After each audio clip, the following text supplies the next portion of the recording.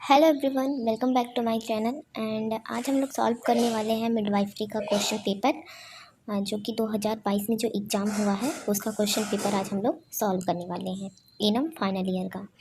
तो हमारा सबसे फर्स्ट क्वेश्चन है normal colour of amniotic fluid. तो पूछ रहा है कि नॉर्मल कलर एमनियोटिक फ्लूइड का क्या होता है।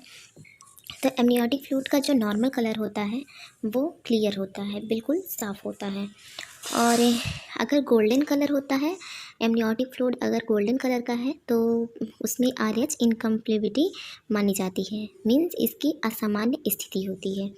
और अगर ग्रीनिश कलर है तो उसके लिए फीटल डिस्ट्रेस होता है, ये असामान्यता होती है, एबनॉर्मलिटी होती है। और अगर डार्क रेड है, मींस जो एमनियोटिक फ्लूइड है उसका कलर डार्क रेड है, तो एक्सीडेंटल हेमरेज की कंडीशन मानी जाती है। और अगर ग्रीनिश येलो है तो पोस्ट मैच्योरिटी मानी जाती है।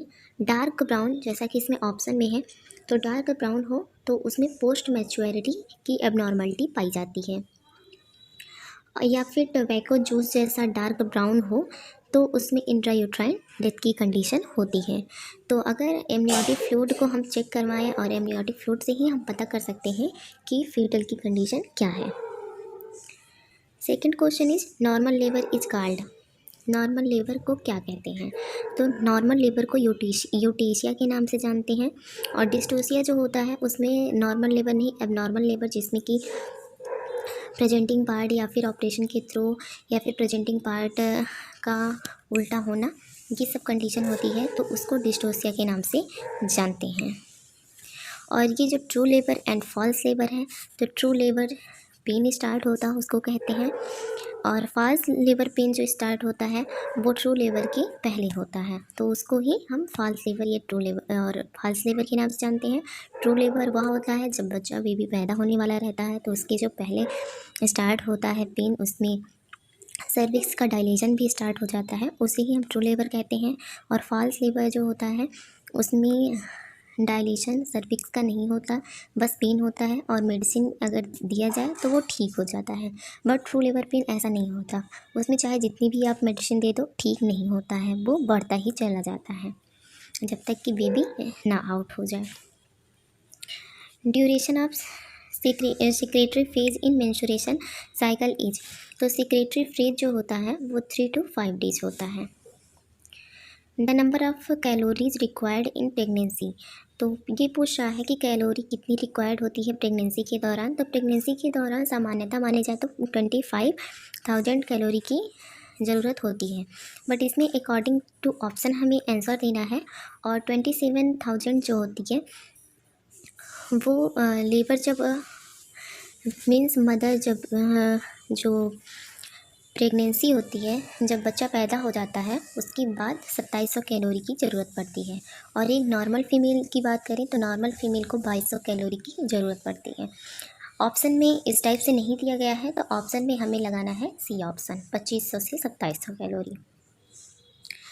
Fifth question is average age of menarche.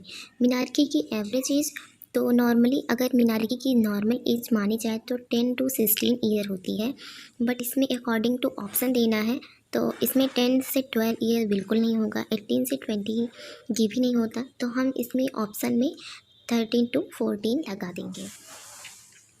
या फिर इसमें 14 to 16 भी आंसर राइट हो सकता है, बट ये ऊपर डिपेंड करता है आंसर की के ऊपर, या फिर उन लोगों के ऊपर डिपेंड करता है कि वो लोग किस आंसर को सही मानते हैं, क्योंकि इसका जो राइट आंसर है वो 10 to 16 होता है, जो कि ऑप्शन में नहीं है। नेक्स्ट हमारा आता है choose right and wrong in the following statements. तो इसमें फर्स्ट क्वेश्चन है lochia rubra is white in colour. तो लोकिया रूब्रा का कलर वाइट नहीं होता, लोकिया रूब्रा का कलर रेड होता है, डार्क रेड होता है। और प्रेगनेंसी के बाद 4 दिन तक जो ब्लीडिंग होती है वो लोकिया रूब्रा ही होती है। उसके बाद जो लोकिया सिरोसा आता है, लोकिया सिरोसा ये पिंकिश कलर का होता है। इसमें WRBC की मात्रा थोड़ी रुब्रा से कम होती है और इसके बाद जो होता है ब्लीडिंग वो लोकिया अल्वा का होता है। तो इसमें WBC की मात्रा ज़्यादा होती है, इसलिए ये वाइट येलोइस वाइट कलर का होता है। तो अगर यहाँ पे ऑप्शन ए लोकिया रुब्रा की जगह ये लोकिया अल्वा होता तो ये सही होता, बट यहाँ लोकिया रुब्रा है, इसलिए ये क्वेश्चन रॉन्ग है। After delivery of newborn umbilical cord should be cut immediately.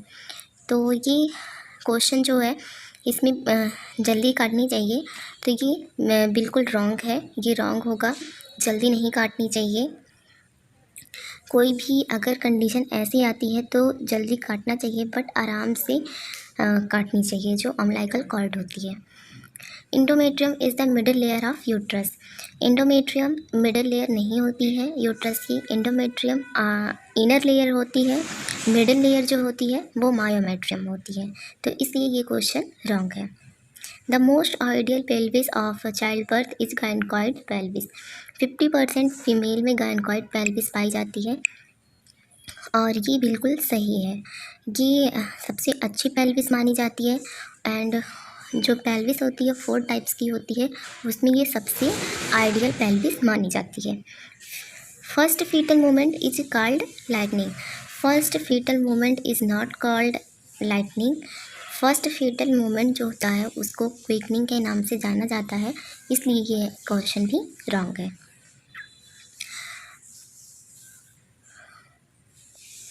Is the outmost layer of uterus. Uterus की जो सबसे आउटर लेयर होती है वो पूछ रहा है, तो आउटर लेयर जो होती है वो पेरीमेट्रियम होती है और जो इनर लेयर है वो एंडोमेट्रियम होती है। मायोमेट्रियम मिडिल लेयर होती है। Placenta is removed with by manual, या फिर इसको हस्तविधि द्वारा बाहर निकाला जाता है। The women who has never given birth to viable child is known as. जिसने कभी भी किसी भी बच्चे को जन्म नहीं दिया है उसे नॉन पोरस फीमेल कहते हैं। The biparietal diameter normally measure about. Biparietal diameter 9.5 centimetre जो होता है वो होता है। अब यहाँ डायमीटर की बात आई है तो फीटल में डायमीटर जो होता है वो सामान्यतः 2 होता है। इसमें एक एंटीरियर पोस्टीरियर डायमीटर होता है, एक ट्रांसवर्स डायमीटर होता है। एंटीरियर पोस्टीरियर डायमीटर में सब occipito bregmatic, sub occipito frontal, occipito frontal, mento ventricle, sub mento ventricle and सब मेंटो ब्रैगमेटिक होता है। अब अगर इनके सेंटीमीटर की बात करें तो sub occipito bregmatic 9.5 centimetre, sub occipito frontal 10 centimetre, occipito frontal 11.5 centimetre, mento ventricle 14 centimetre, sub mento ventricle जो होता है वो 11.5 सेंटीमीटर, सब मेंटो ब्रैगमेटिक 9.5 सेंटीमीटर होता है।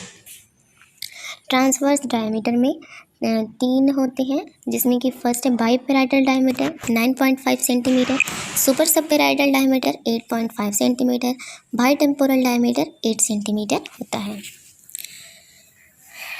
The fifth question, anterior fontanelle closed by.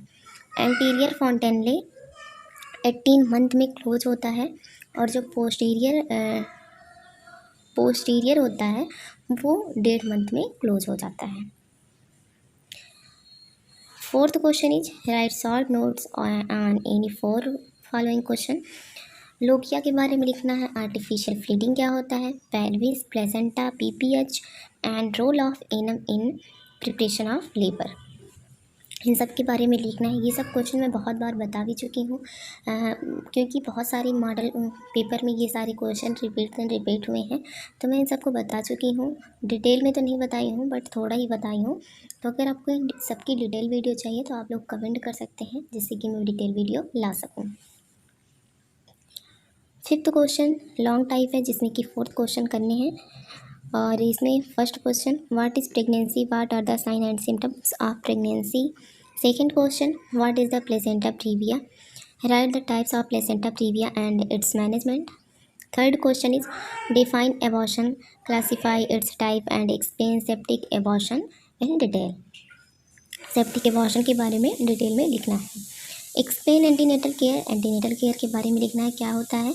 Explain the role of health worker in antenatal care, health worker की जो क्या भूमिका होती है एंटीनेटल केयर देने में, इसके बारे में लिखना है।